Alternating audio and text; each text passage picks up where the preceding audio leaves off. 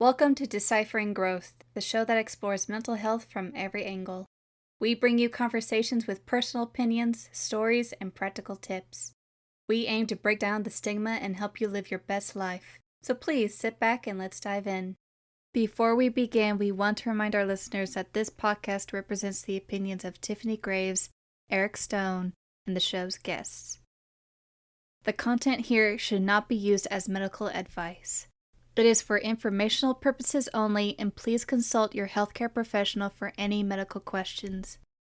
Views and opinions expressed in the podcast are our own and do not represent that of our places of work. This podcast should not be in any legal capacity whatsoever, including but not limited to establishing a standard of care in a legal sense or as a basis for expert witness testimony. There is no guarantee regarding the accuracy of any statements or opinions made on the podcast.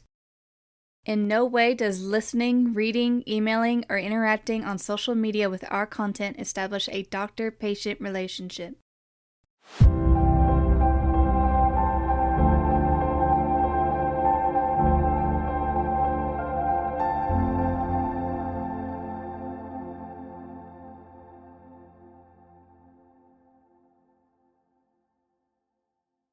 All right, we are back today to continue our conversation on conversion therapy that we got a little into last time. We did, yeah. I want to just make sure we're also giving our follow-up trigger warning. I know there's a disclaimer and stuff, but we are going to be diving into the name called conversion therapy. We do not agree with it as a therapy intervention. We're going to give you some information and data today about why that is a invalid treatment. But it is going to be very detailed. So if you are not interested in hearing about such things, this would be one maybe to skip or pause. So I'm just going to maybe throw out a few things. I know we got into some of this last time, but just some stuff from the Human Rights Campaign. Lovely organization.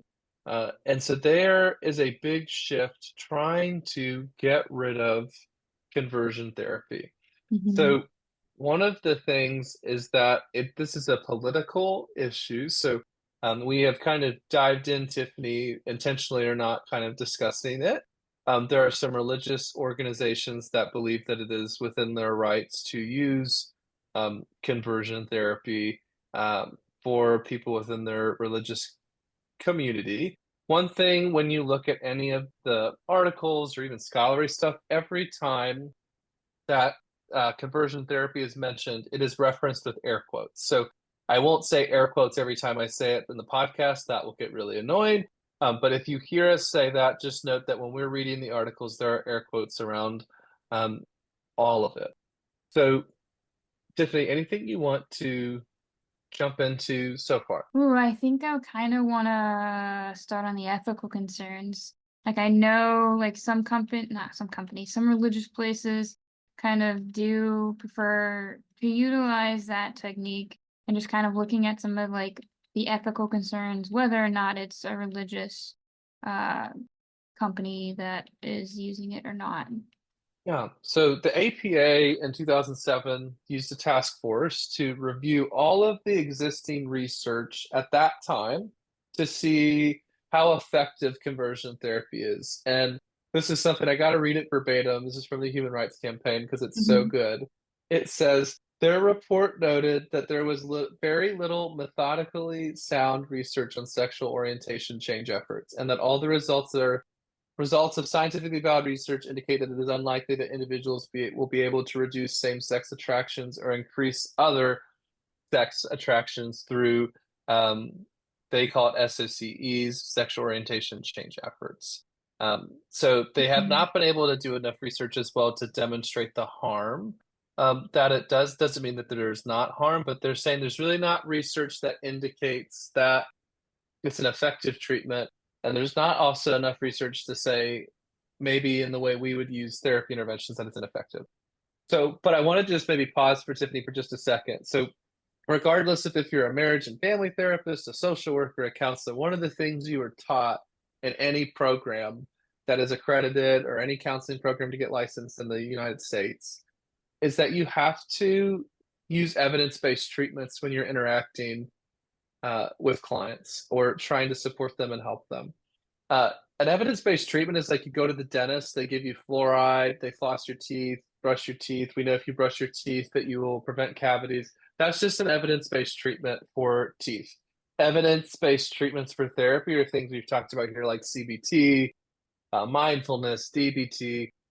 So when they're saying that there's no evidence supporting it, there's really no reason to be using interventions that don't have research supporting them. So I don't want to like take it all over, Tiffany. So if there's anything you would add to that and why that's a significant piece they mentioned. Yeah, so it's really kind of looking, I guess, ultimately focusing on that like idea of like causing no harm or like minimal harm. At least that's my interpretation of it, and kind of making sure everyone's following guidelines and participating and engaging in practices that aren't causing your clients purposeful or unintentional like harm. Yes, I appreciate that. So one of the things is though, even though there's not research that clearly indicates that conversion therapy in itself is an unsafe treatment, there's a lot of research about persecution and prejudice that the queer community faces. And so I'm going to highlight some of that. So again, we're going to stick with the Human Rights Campaign for a moment. There was some research conducted by San Francisco State University that compared LGBTQ plus youth who were not rejected or were only a little rejected by their parents and caregivers because of their gay or transgender identity. Highly rejected young people were, and these are some of the stats, and they're just going to be pretty shocking. Highly rejected LGBTQ plus young people were 8 times more than 8 times as likely to have attempted suicide, 6 times, nearly 6 times as likely to report high levels of depression, more than 3 times as likely to use as legal drugs, more than 3 times as likely to be high risk for HIV and STDs. So that's very significant. That I mean, we would even look at not even just how many times likely someone is, but even if it plays a factor, a contribution factor in therapy, we would pay attention to that. So that is so important that if you're a provider working with queer clients in any capacity, you cannot see that and just be, oh yeah, that's fine. So Tiffany, just what do you feel or what are you thinking when you hear those stats? They're really high, worrisome high in terms of like stats around a form of what is considered to some people a form of mental health treatment. So why we could say and make an argument that conversion therapy doesn't work is that it is known, and there's lots of stories and cases that that is going to create shame. It's going to create unhelpful experiences. And so if they're feeling rejected, and rejection is just not being supported for who you are, that is what conversion therapy is. It's like, nope, you're not this. We're going to make you that. That's rejection. So one could make a case that there's some connection there and why it would be significant. So that is the argument I would make. Someone could say, well, look at this. It's because they're within that community that they have those issues. If they weren't in that community, they wouldn't have those problems. So that I'm just going to speak to that conversation for just a moment. That is irrelevant because they are in that community. No one's picking to be in that community. That's who they are. That's what they're experiencing. And because of that, they're going through. This isn't because they failed a class. This isn't because they want to leave their religion. It's not because they ran away. It's literally because of this one factor. They're going through that rejection. And that is where it's tied into. So, I mean, you could just look at childhood trauma. So, Tiffany, you and I use this all the time, the ACE, the Adverse Childhood Experience Score. So we know the more trauma you go through as a child, the younger you are, the more experiences repeated, the chronicness of that, the more likely you're going to have health outcomes impacted and not positive ways. So I just think we know this. I've had people try to use that same data I'm using to support why conversion therapy should never happen as to say, oh, that's not actually the problem, it's this. So this is where I think it comes down to the age of 2024, where people are trying to use data, the same data, to make very different points. So I just want to be clear which side we are speaking from, Tiffany. Yeah, the data can unfortunately be skewed in multiple directions, and us coming from the perspective of like, isn't healthy or the per se the best approach to be taking. And some people who maybe lean differently politically, maybe like the Human Rights Campaign, what do they know? So I'm just going to read some of the organizations real quick. The American Academy of Pediatrics talks about confusion about sexual orientation is not unusual during adolescence. Counseling may be helpful for young people who are uncertain about their sexual orientation or for those who are uncertain about how to express their sexuality and might profit from an attempt at clarification through counseling or psychotherapeutic initiative.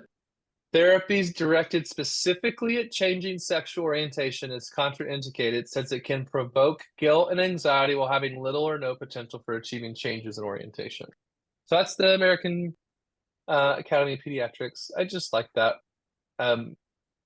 So really, AMA, APA, all the therapy organizations I'm looking at here, school counselors, healthcare, national social work, there's just I'm running out of organizations that are healthcare organizations. And so, again, these positions are being framed that this is not a safe intervention.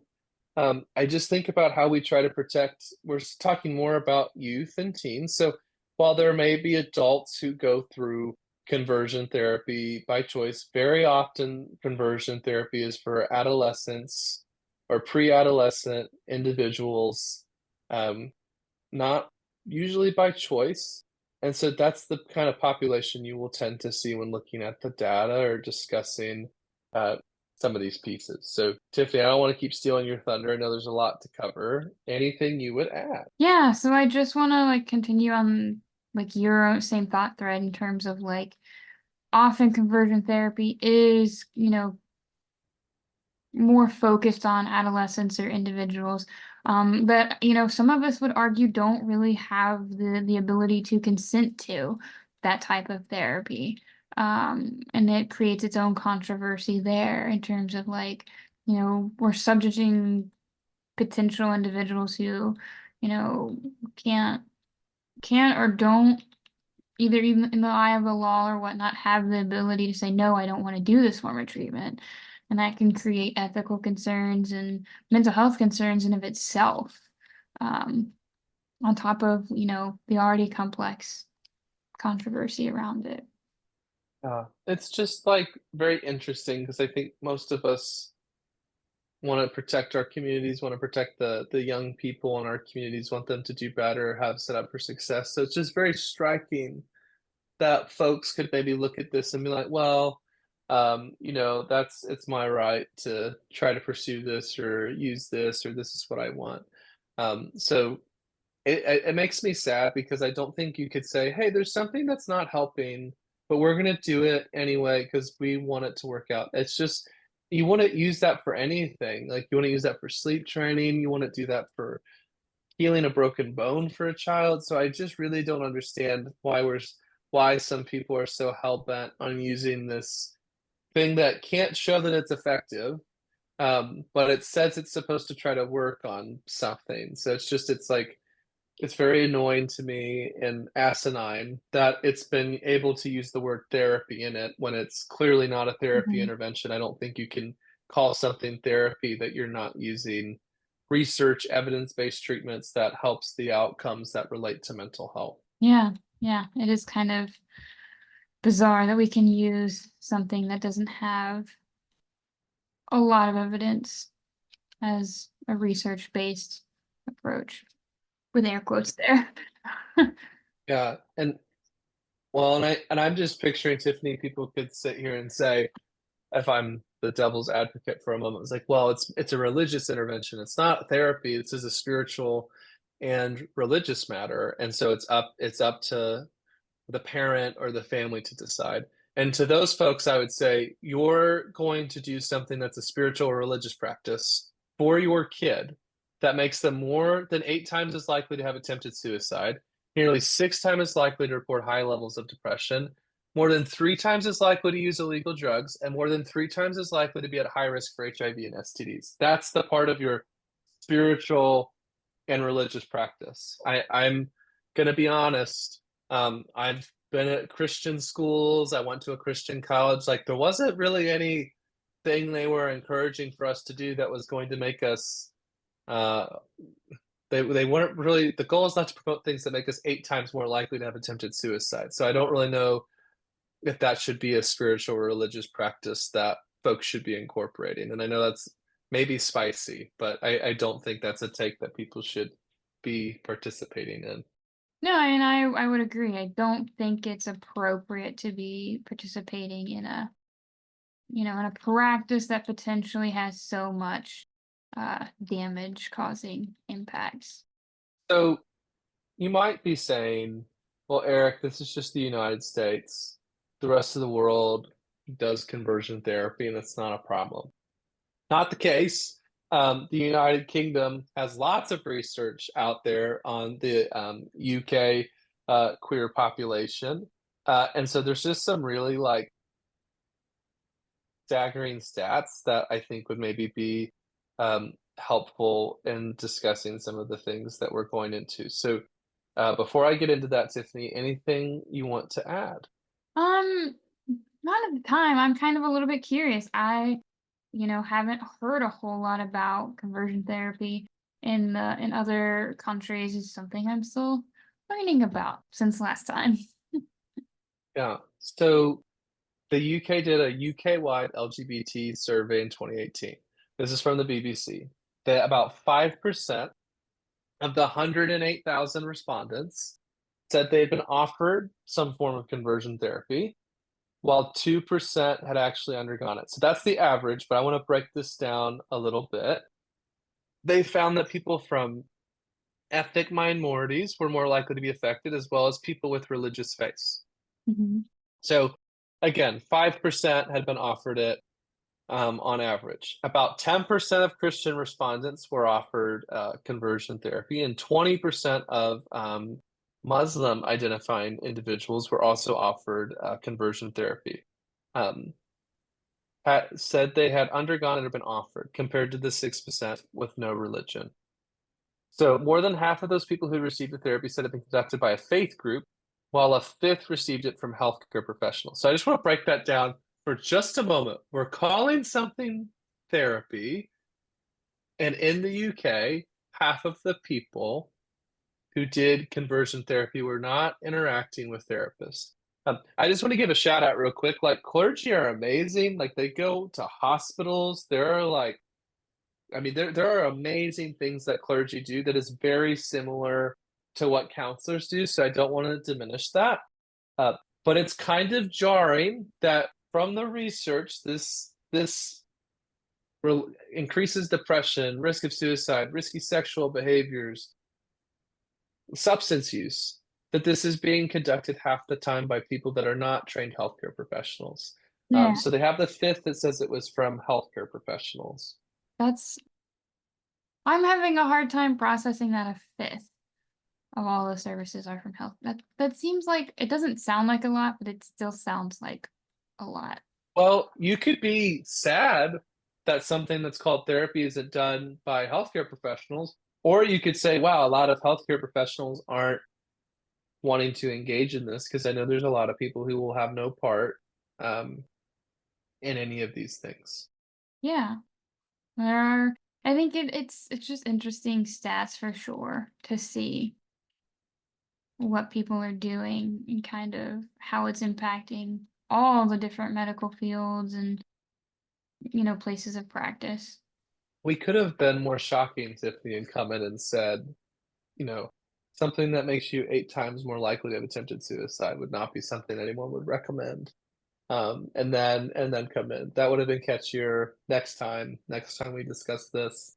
But if you're here and just listening to this discussion today, it's upsetting. Like these are real people. These are our family members. These are our friends. These are our neighbors. These are our coworkers. These are like, I mean, maybe even future friends or for past friends, so or ourselves. So it's just kind of it's unfathomable that this is something people are still advocating for in 2024, and pushing. And I just dare to say, like, in what major world religion is it better to have your family members dead and gone at a young age, unnecessarily so, than having them be who they are and maybe you disagree or something. I would argue, like, that's not religion at that point, that's, like, your own journey with shame and guilt and what do people do?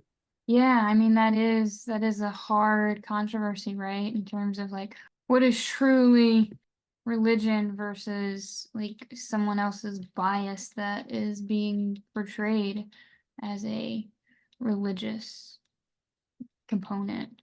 Yeah. And, I'm sure we'll have listeners who have been offered this themselves. And so if you have anything you'd like to share here or identify in any capacity, like, please feel free. We're not going to share your information on any of the episodes or any social media platforms. But if you just want to share any of those experiences that you've been through or any pieces of maybe what you're thinking, like, why is this still a thing in 2024? Why are some people not looking at the research and coming to the same conclusions that we are on this episode right now and looking at things? I mean, we had this position long ago, but we're just diving in more specifically. So yeah, I would argue that's not love of humanity. That's not love of a person. That you wanting them to be something they're not could actually kill them. They could die. Hmm. I would argue if you aren't turned away by that or concerned about that or processing that, that's not coming from love. I don't know of any major world religion where one could make the case. I'm not going to say I'm a scholar of all religions, but I just don't know what religion could say, yeah, it's better for them to be gone than to exist and be a part of my world and orbit and humanity. I don't believe that's what religion is meant to be. Hmm. Yeah, and I'm also like really curious in terms of I would love to hear like both sides of the coin, right? Like if someone has went through conversion therapy and they maybe they had a pleasant experience, I would be generally curious to like what that was like. Not saying we should like continue doing unbacked, unresearched therapy, but like that would be an interesting conversation, I think, to like hear from individuals who have experienced it and what their take is on their experience there. That would be interesting. Um, I I doubt anyone's gonna do it because I think It would be. honestly there is a shame around in certain circles having a take that would be trying to support such a thing.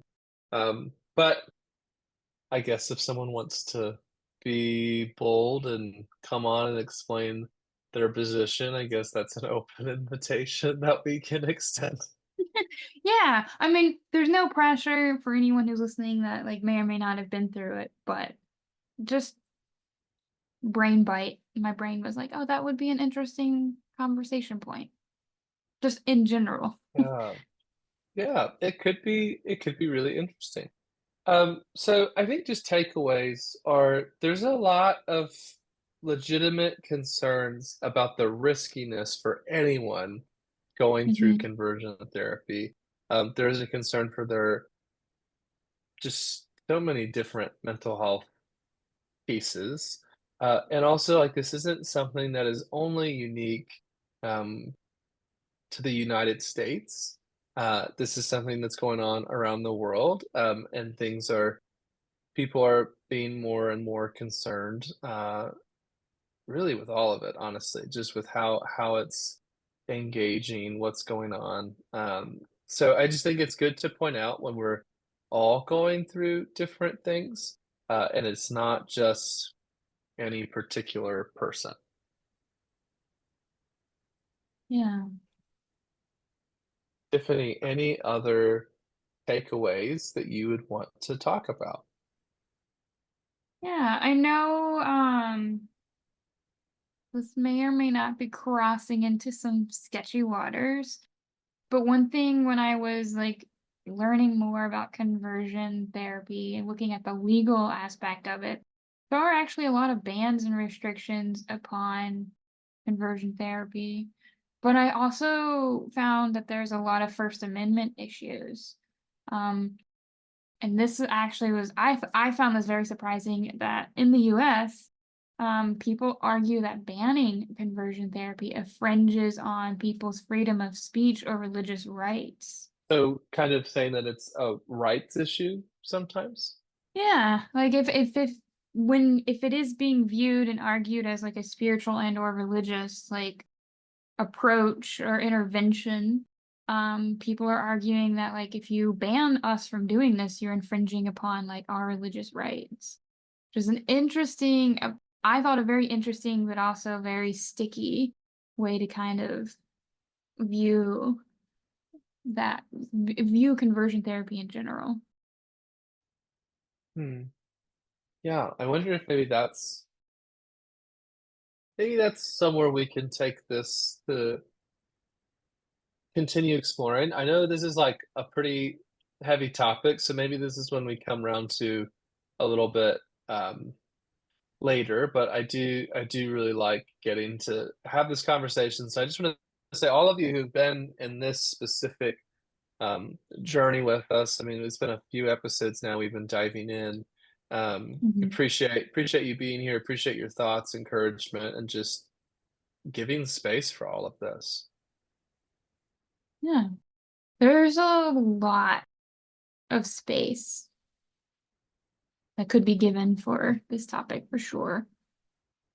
And then I don't know if like you found this when you were looking, but something that I thought was interesting in that the impact on the LGBTQ rights. So they're fighting against conversion therapy, which plays into part of the larger struggle for that community. And it's often seen as a step towards broader acceptance and equality within that community. What are your thoughts on some of that?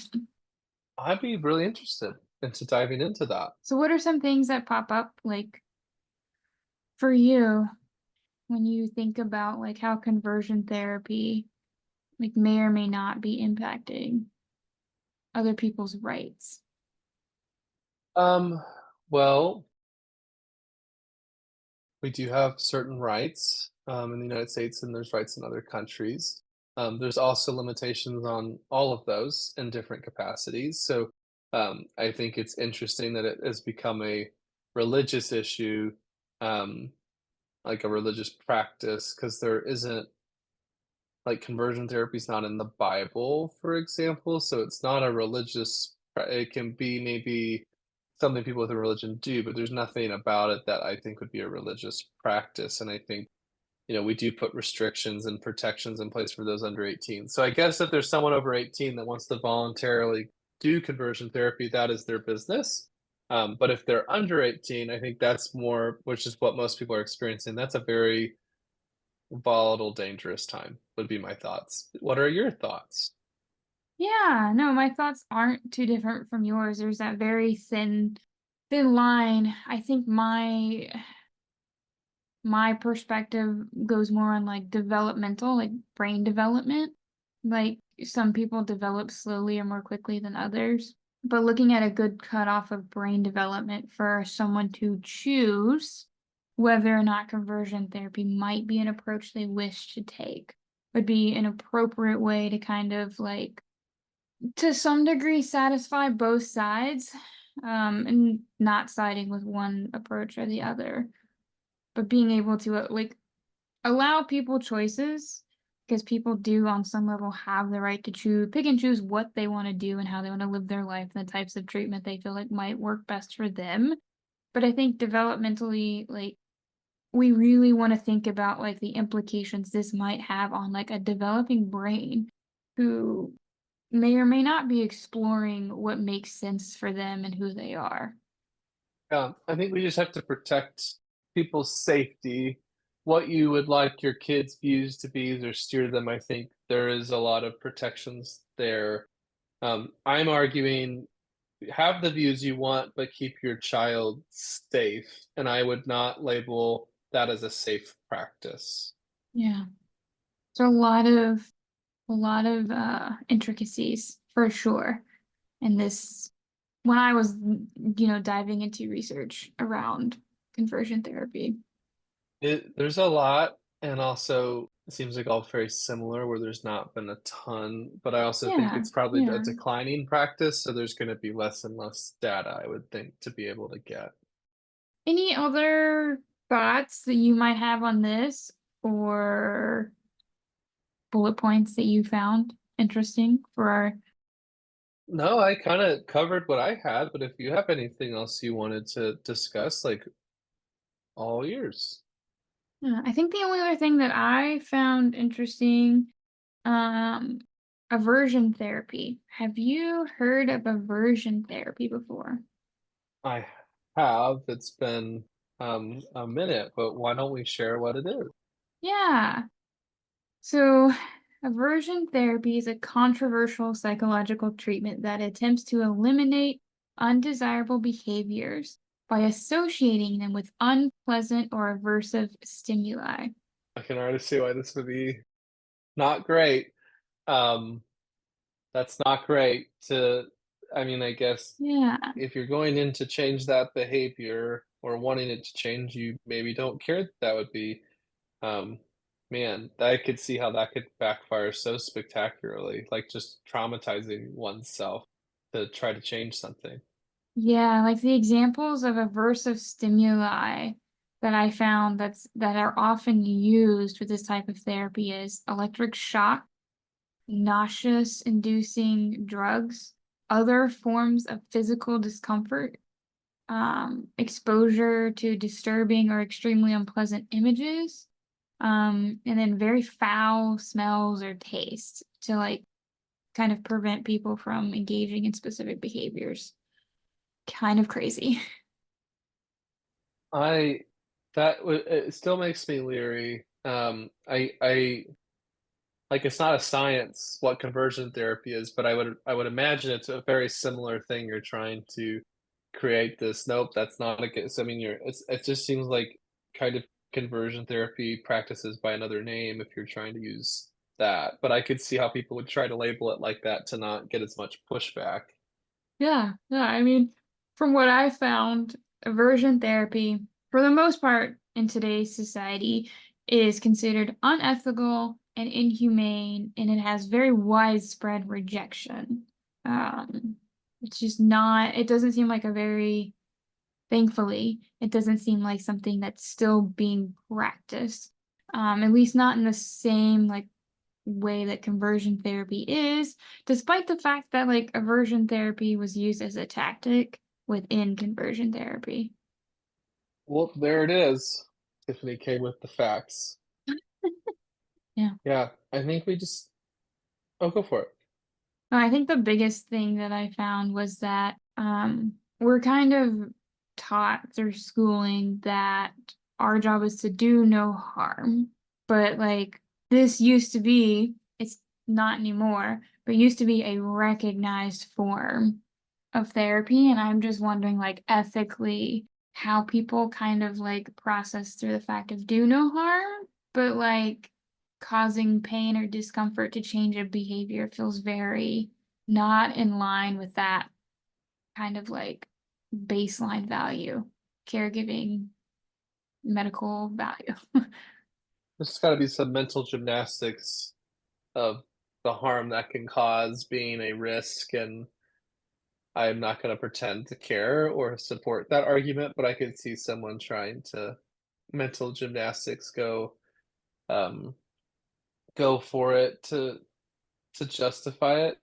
It's just yeah, not even just doing harm, but just like I mean, like it's not enough to not do harm. Like that's what we're kind of talking about. It's like you have to do good. So like it's like therapy isn't just okay, nothing got worse. It's like things should not only not be getting worse, they should be getting better. So to just literally be like, oh well, does it harm you or not, it kind of highlights the fact that that's a discussion probably indicates not the thing to try, perhaps, you know? I mean, it's just we're going to make decisions on all types of things we subject ourselves to. And I think this one would be no different.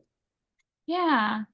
So I saved the best piece kind of for last because this pertains to substance treatment, and I thought you might have a decent amount to kind of Ooh. yeah. So there is still a modern application of aversion therapy, despite the fact it's fallen largely out of favor. It's sometimes used in controlled environments such as addiction treatment, where patients may voluntarily choose to undergo the therapy. But even in these cases, its use is highly controversial and typically combined with other forms of therapy. I I have so many thoughts and feelings. Um, I I don't think most Let us have people them. would do well trying to do that treatment, but I have to check myself because a lot of folks do not do well the first time at any treatment center. The average is about 8 times in a substance use treatment to make progress into, like, a sustained recovery, but usually 2 or 3 times of actually trying to engage with treatment. So just all that means is, like, a lot of times you'll end up in substance use treatment, you may not wanna be there, but, like, 2 or 3 times where you're engaged in wanting, but I'm like so I guess just the data is really tough, like, substance use treatment's very difficult, it's, you know, this it's hard to measure success and growth, and so I'm just like, I'm struggling to picture any of my SUD clients coming in and wanting to do that or give that space just because there's so much other stuff going on, but I would be curious to hear a success story though, like, honestly. Yeah, I think what was interesting to me is like patients can voluntarily choose to undergo this therapy, which for me, and I'm not an expert in addiction treatment, so this is why I kind of saved this for you. Would it be comparable to like people that take is it naltrexone that like makes you nauseous when you drink? Ooh, well done, Tiffany. Yeah, so for those that are like, "What is that?" That's a big word. Um, like Like, so naloxone would be like the Narcan, like it's a piece of the Narcan, like it's Narcan, but that is in Vivitrol. So if you were a someone that abused alcohol or opioids, you can take Vivitrol or some other versions of that medication, and it will stop the euphoric feelings. So, like, if you drink and you feel, "Woo, yeah, go Bengals," you would not get those feelings. Now, the alcohol could still impact your body, so you could die of alcohol poisoning if you're waiting for that to be the signal. So I guess that could help, but it's weird, Tiffany, because honestly, my success stories with MAT, it's like a deterrent. I don't know how that makes it's like an insurance policy. It's kind of like, okay, we're gonna do treatment, we're gonna do this, but that's there as like, hey, even if you were going to slip up, you really aren't going to feel anything. So it's almost like it kind of helps break the cycle, break the habit, break the pattern. That's how I've seen it used for a lot of my patients. Yeah, and that's why I wanted to ask because my brain was like, "Does this make sense?" But so it sounds like ultimately, like those types of drugs are more as kind of like a they're there to remove the sensation that someone would continue to seek if they experienced it in their recovery. Yeah, I mean, it, I could see it. Like, I'm thinking it through. Like, I could see it. I guess it's like we're all shaped though, so I'm just trying to be honest about the lens I'm viewing it from is the experiences I've had. So I think it's been more of a like, why bother than, oh, I drank on it, I didn't feel anything. Now, if some people have, I certainly know them, but it's like they're not like that usually isn't what like it's not a negative feeling, it's just a nothing feeling. So I don't know if that would be fully Mhm. the same, but man, that definitely like got me thinking through some things, got like a brain blast moment going over here. Yeah. Any of those things that you would want to share with us that we moved some wheels? um yeah, I more of just kind of what I've been uh sharing already. I think it's more there's different solutions to the same problem, and I think the thing we have to be careful about It's just some of the thinking errors of just like the knowing someone's story, like the anecdotal, like so, I may know someone that won a $4 million lottery.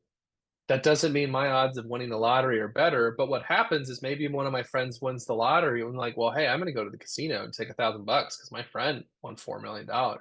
When statistically that's not going to happen, I'm just going to go spend $1,000 uh, and smell interesting after spending $1,000 at the casino. So, casinos can be nice places. Not trying to dog it, but I just think we have to be careful. So I think that's sometimes what happens, especially in the age of social media. You hear these stories or viral videos like, oh, I did this and this worked, or I did this and this and this and this.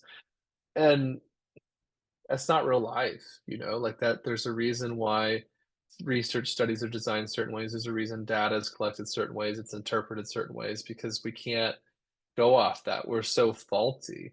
Like we find meaning in everything. That's why we look at clouds and find shapes of animals and stuff. So I think we just have to all be cautious. So that is why like we want to bring the evidence in this podcast for some of the arguments and positions we're making here. Obviously, there are other positions people can be taking. Um, the only other thing I would maybe just potentially add is stories are powerful. And so while that is not why we should change our minds, a lot of the times hearing someone's story, like watching a documentary, knowing someone within something typically changes the position quite quickly. Um, and I would just throw out here, if you're listening, I really appreciate you doing that, but it is not on your queer friends to educate you about all of this. So if you are wanting to offer to listen to their story, that's wonderful and support them. But like, it's not on them to tell you what conversion therapy is, tell you about what it means, like that's not on them. And so I would just encourage you. That's actually not being helpful. That's just like re-traumatizing them, to have them feel forced to share something they may not want to discuss at all. So that would be my last piece, and I throw it back to my colleague Tiffany. Yeah, and I just want to keep going on that. Like, people in the LGBT community are not peer educators. Like they didn't sign up to be like a professor or anything of that nature. Like they're just humans trying to live their lives. So please respect that. That being said, there's a really good book that I found that I have now since added to my reading list called A Clockwork Orange by Anthony Burgess. It's a provocative dystopian novel that explores the dark side of free will, violence, and state control. It's kind of set in a chilling future society. It follows the journey of a young teen, um, who has a love for ultra violence, which leads to shocking experiments in behavioral control and in like within a therapeutic environment. Um, so the book really challenges readers to consider the nature of morality and the cost of losing one's freedom to freedom to choose, within treatment and things of that nature. So if you guys are interested in diving in and looking at that in a little bit of a different way, that's a great book that I came across on multiple sites to kind of look at that a little bit deeper. Interesting. Yeah, that's a very controversial book and movie, but it is interesting. Yeah. I have a feeling like we probably could do an entire episode on that book and the controversies that it brings in itself. I need to prepare. I need to prepare very differently if we're doing that. I need a moment. Um, I'm like, oh my God. You guys can't see my face, but it's very red. The rosacea is kicking in today. I'm like, oh my goodness. yeah. Well, with that being said, I'm sure there's a lot more media out there, a lot more ways to explore this topic. Feel free to hit us up to share what you guys have read, have listened to. We would love to hear your recommendations as we, expand our own learning. I love it. Well done, Tiffany. Good job. Woo! That being said, as we wrap up, feel free to follow us on Spotify, Apple Music, Amazon Music, all the music platforms, I think. And then you can always hit us up on Patreon. All of our episodes are accessible for free. And then there is a few paid content episodes on there as well. Thanks for tuning in to this week's episode of Deciphering Growth. We hope you found our conversation helpful and insightful. Subscribe to our podcast for more episodes and check out our Patreon for more content. Don't hesitate to contact us on social media if you have any questions or comments. We'd love to hear from you. Until next time, keep growing.